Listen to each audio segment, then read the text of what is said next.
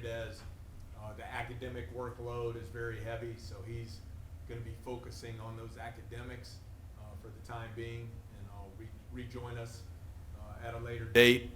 And then Damian Collins, you saw injured his shoulder in the game on Saturday.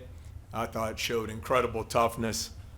Came back in, had a phenomenal performance, 22 points, 8 of 10 from the floor. Shoulder sore, but with his toughness, I expect he'll be ready to go tomorrow.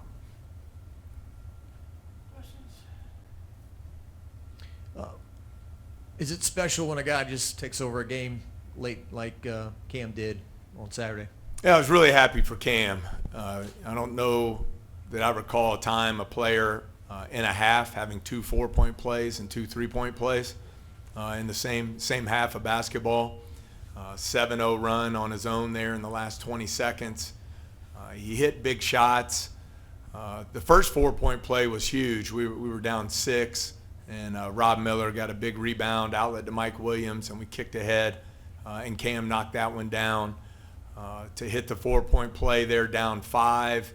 And then really can't say enough the press off the made free throw from Cam. Curtis Givens gets the steal and very alertly gets the ball to Cam and spreads the floor out, and Cam makes another, just big time winning play, getting to the rim and finishing. So it was a special performance and obviously a much needed one, but was very proud of Cam. And I thought the other really neat thing about it was I saw his post-game interview on the SEC Network, and he made it all about the team, and he really praised Damian Collins for the toughness and grit that he played the game with, and I thought that really spoke highly of Cam.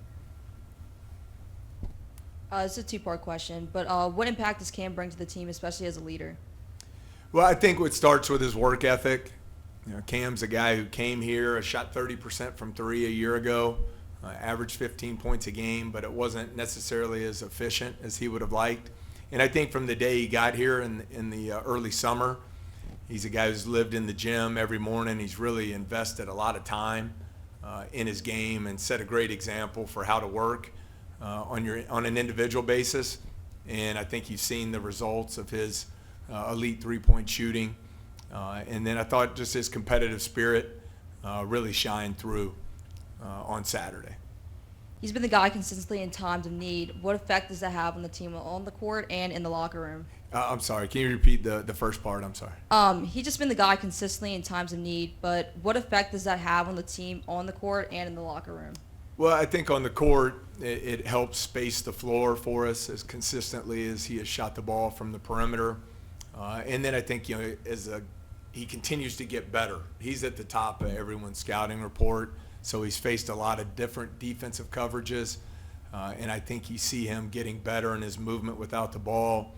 He got a couple of threes in the second half, just flying off stagger screens, and I think that impact that he has from a work ethic standpoint and a competitiveness, we hope will be contagious as we come down the home stretch here. I know you guys were kind of forced into it there in the final 3 minutes, but the 5-guard lineup, was there anything that you liked about that maybe you'd want to continue to explore here over the last 5 or 6 games? I think it's difficult in this league with the size and physicality. We didn't really have a choice in the last 4 minutes, but I thought the guys handled it really well. The spacing was really good. It opened up some driving lanes for Cam. We also moved the ball really well. I think the big Mike Williams 3 at the top of the key came off some great execution and unselfishness. The challenge of it is the defensive rebounding that certainly has to be addressed there. So I don't know how much of the 5 guards you'll see, but I did think the 4-guard lineup was really efficient for us. The spacing on the floor was a lot better. We had our best 3-point shooting night of the year. 15 assists, only 9 turnovers. I thought it was really effective for us. You mentioned the resiliency, and just what is kind of breaking the glass here do for a team that's had to fight and will have to continue to fight? I guess to give them, a reward here in the middle of all this. Yeah, Michael, I think you hope there's confidence and belief that comes from it when you stay the course. Obviously, it's been very challenging. Some tough losses. string together some losses. How do you respond? How do you handle that? And then to be in a late game situation where the execution by our players was just elite. I hope gets them confidence as we go into the final third of conference play. Will Victorious Miller start, as well as, I guess, what have you seen in terms of his growth, I guess, this later end of SEC season? Yeah, we'll see how practice and shoot around goes going in. As we go down the stretch, I'm not set on any one lineup, but I thought he brought a lot to the table on Saturday, and I thought it was a product of how he practiced during the week. I thought his energy and his effort was really good. I thought you saw his ability to make plays off the dribble with the four-guard attack, the floor being spaced. In the first half of the game, TJ, we got really good shots. We just didn't shoot it well. And then second half, I thought we stuck to the plan and continued to make the right plays. And Victorious was a big part of that. It led to 59% from the floor. We were 7 of 13 from three. The execution was the best we've had in a half there in league play, and I thought he was a big part of it. There was a report about 30 minutes ago that the administration is going to be really backing you guys, I guess, this offseason as you look ahead to build this program going forward. Just curious if you felt that, even amidst some of these struggles, that you're going to be getting some more help, I guess, in that respect, and just kind of maybe your thoughts on that going forward. Yeah, Glenn, I haven't looked long-term future. I've been just so dialed in to how do we help our players navigate some of these challenging times that we've been in. How do we keep getting better as a team, and how do we find ways to win games? But I've always been incredibly appreciative of the support that I've received here. It's an absolute honor and privilege to get to coach at a place like LSU with the tradition, the history, the star power over the years in all sports.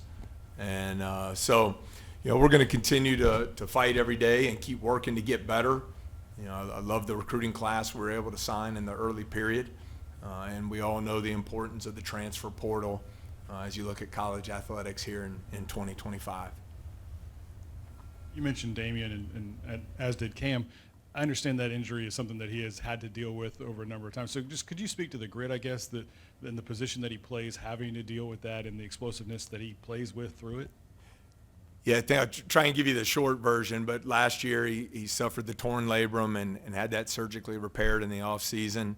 I thought Damian had a phenomenal offseason, really got better, got off to a great start, and then in the Pittsburgh game dislocates his shoulder. It's slipped. It had nothing to do with the surgery. It was a new injury, and he's just battled through. He easily could have shut it down, but I think it's popped out 3 or 4 times now. I just have such admiration for his toughness and his competitiveness to keep coming back and keep responding. And so it was great. He had a lot of family there on Saturday to see him play so well and make such high-level plays. Not only around the rim, but he hit some big shots for us in the second half. And just continues to battle through, and I expect tomorrow will be no different. I think I missed it. What was Fountain's?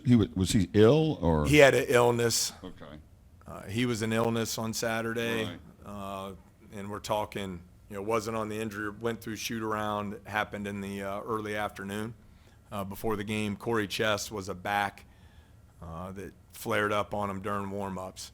And Trey Dez was not hurt? He was not. Right, okay. And have you always been of the belief not to call a timeout?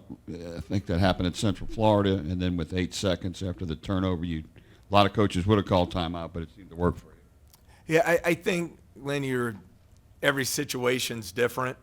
On the previous possession, we had a play called when we were down 5, and Cam wasn't able to create the separation we were looking for.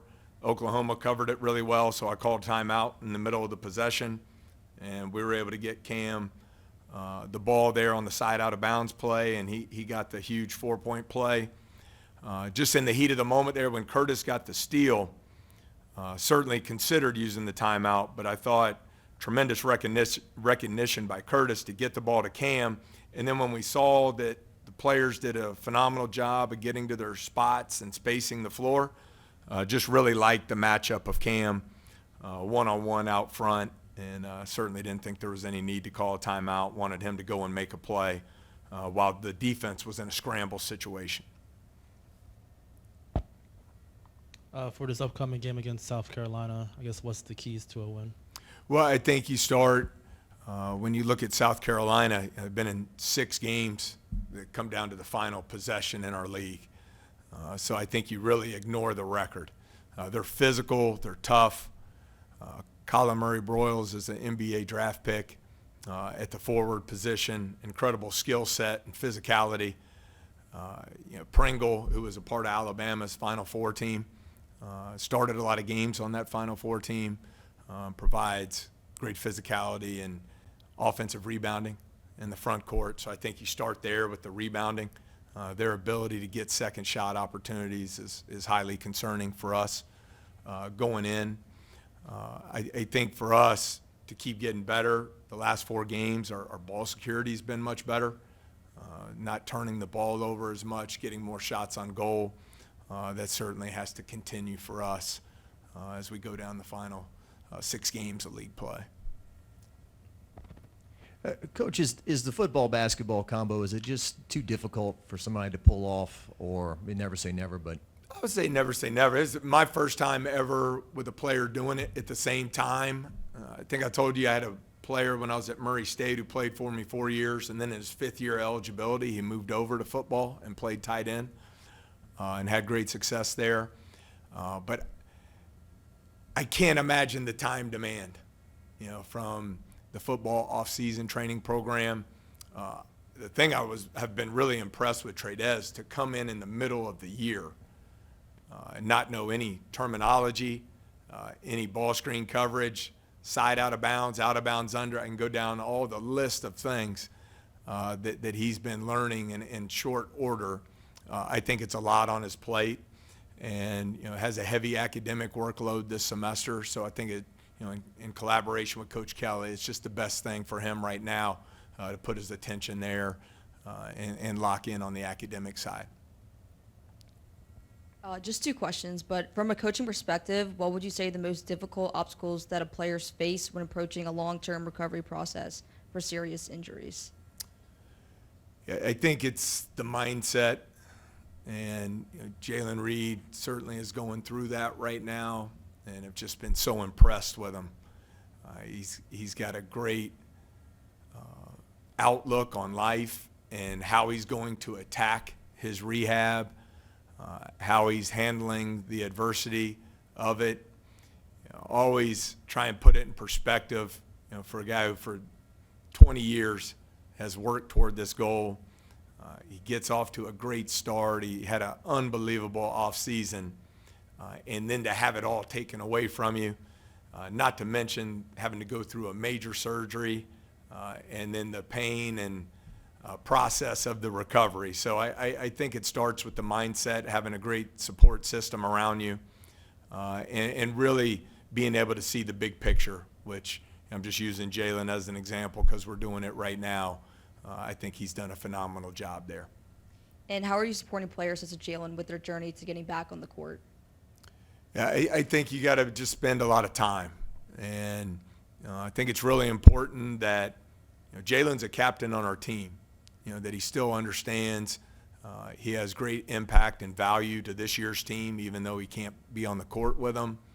And then make sure they have the right positive outlook, that they're attacking the rehab on a daily basis, that there's no slippage off the court. When you have the game you love taken away from you, there can't be slippage in the academic world, that you stay the course and stay focused on the things that matter. And I've just been really impressed with how Jalen's attacking this process, and he'll come back better because of it.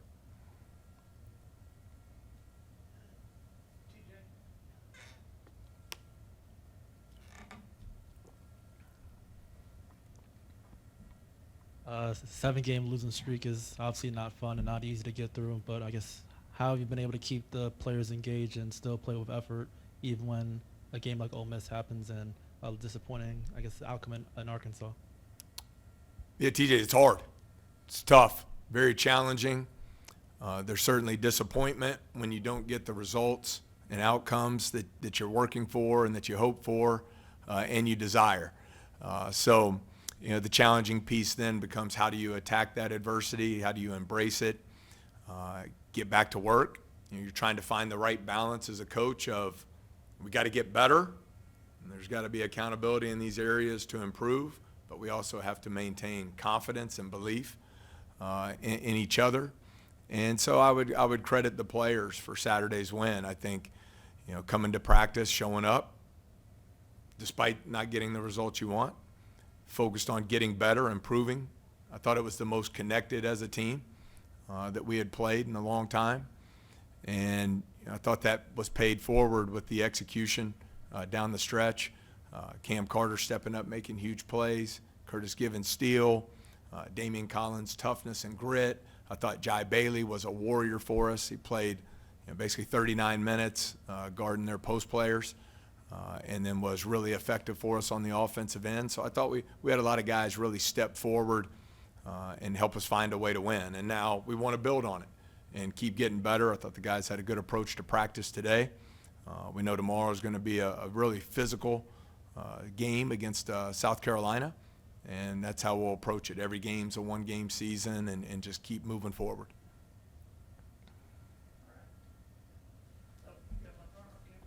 Does the instant adversity sometimes bring out the best in your team? Like, I think of, just sitting a couple of guys on the bench, not being able to play with a couple, and, other guys have to step up, and they did. Like, is that sometimes a lightning in a bottle type thing? There's probably something to be said for that, especially the timing of everything. We went from having 3 power forwards in about a 12-hour window to having 0. And so you just got to figure it out. And there's not a whole lot of time to overanalyze all of it. So I think maybe in a crazy way, maybe relaxed some players and allowed them just to go out and enjoy playing. I think that's one thing you have to be really careful of when you're not winning at the rate you want to win. It's easy to lose the joy and the love of the game that you feel. And so, in a crazy way, maybe relaxed us a little bit, allowed us to go out and play with more confidence. I did think with the 4 guards, with the spacing on the floor and the unselfishness was really good. And, the thing that was really stood out was, I know we talk about the end of the game, the 7-0 run by Cam, the finish, but we also have to remember we were down 13, with about 15 minutes to play. And I think that's when you can really splinter, especially when things aren't going well. But to the players' credit, I thought really stayed the course and stayed committed to the plan, and it led to our best offensive output, of league play, scored 53 points in the second half and found a way to win. All right. Thanks so much. We'll see everyone tomorrow night.